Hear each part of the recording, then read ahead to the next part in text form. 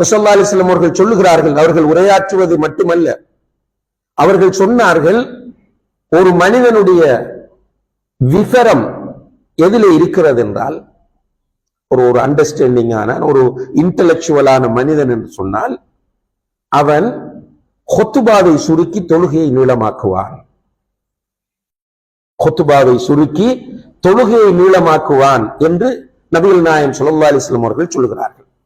ரசூலுல்லாஹி அலைஹி வஸல்லம் அவர்கள் சூரத்துல் ஜும்ஆ, சூரத்துல் முனாஃபிகூன் ஓதி இருக்கிறார்கள். சூரத்துல் ஜும்ஆவும் சூரத்துல் முனாஃபிகூன் ஓதுவதற்கு சுமார் 20 நிமிடங்கள் மெதுவாக ஓதினால் எடுக்கும், அல்லது 15 நிமிடங்கள் எடுக்கும் தொழுவதற்கு, ஓதி தொழுவதற்கு.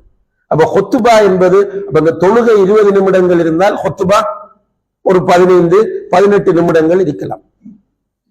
ஆனால் இன்று நாம் மாறி செய்கிறோம். என்ன செய்கிறோம்?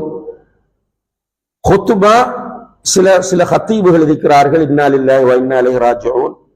அதான் அந்த ஹுத்பாவுக்கு ஒருவரை ஏற்றுகிற போது அதற்கு பொருத்தமானவரை பள்ளி நிர்வாகங்கள் தேர்வு செய்து ஏற்ற வேண்டும். பேசுகிற எல்லோரும் ஹுத்பா ஓதுவதற்கு தகுதியானவர்கள் என்பது அர்த்தம் அல்ல. சில சகோதரர்கள் மிம்பர்களிலே 1.5 மணி நேரம் நின்று ஹுத்பா ஓதுகிறார்கள். என்னென்று கேட்டால், இப்ப உதாரணமாக நான் ஒரு தென் மாகாணத்தில் உள்ள ஒரு பள்ளிவாசலுக்கு என்னை ஹுத்பாவுக்கு அழைக்கிறார்கள். ஒரு 20 நிமிடம் ஹுத்பா ஓதினால் போதும், கூடியது ஒரு 25 நிமிடங்கள்.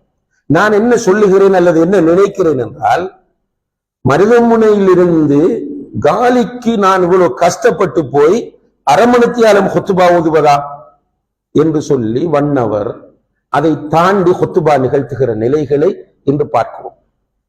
அதிலும் சொல்லப்படக்கூடிய மெசேஜ், பொதுவாக உளவியல் ரீதியாக சொல்லுவார்கள், ஒரு மாணவனாக உட்காருகிற ஒருவரை பொறுத்தவரையில் இப்படி லெக்சர் ஸ்டைல், இது குறிப்பிடுத்து படிக்கிறேன், இந்த லெக்சர் ஸ்டைல்ல ஒருவர் உட்கார்ந்து கேட்டுக்கொண்டிருந்தால் அவரால் ஒரு 15-20 நிமிடங்கள் தான் மேக்சிமம் கிரகிக்க முடியும்.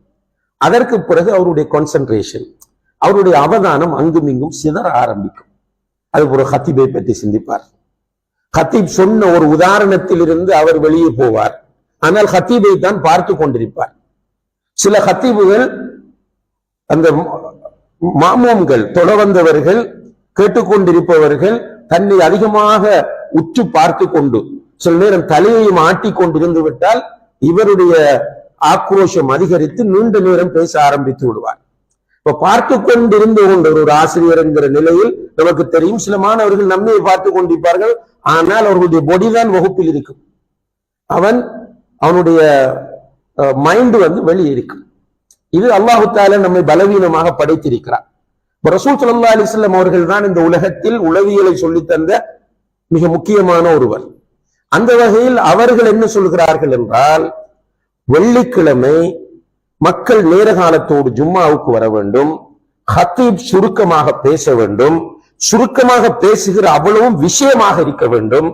அந்த விஷயம் என்ன செய்ய வேண்டும் என்றால், சொல்லப்படக்கூடிய மெசேஜ் மக்களுடைய உள்ளத்தை சென்றடையக்கூடிய முறையில் இலகுவான மொழி நடையில் இருக்க வேண்டும், உள்ளத்தை தொடக்கூடிய பாணியில் இருக்க வேண்டும் என்ற விஷயத்தை நபி ஸல்லல்லாஹு அலைஹி வஸல்லம் அவர்கள் நமக்கு போதிக்கிறார்கள்.